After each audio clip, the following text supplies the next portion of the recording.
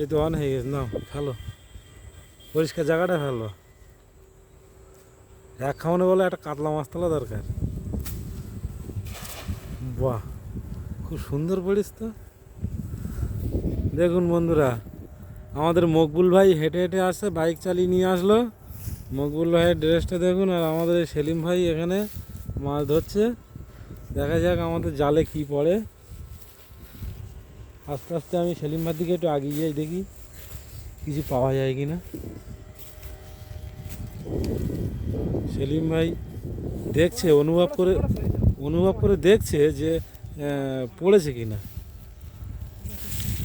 এই তো আস্তে আস্তে দেখে সেলিম ভাই টানছে, দেখা যাক কি হয়। জালটা উঠছে,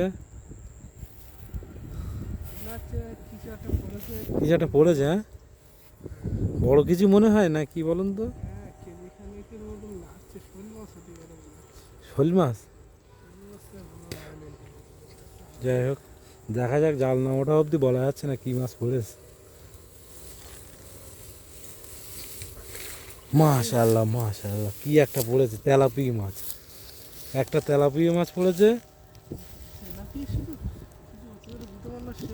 ছাটি না কি বলো তো ওটা? ওই না, পেপার।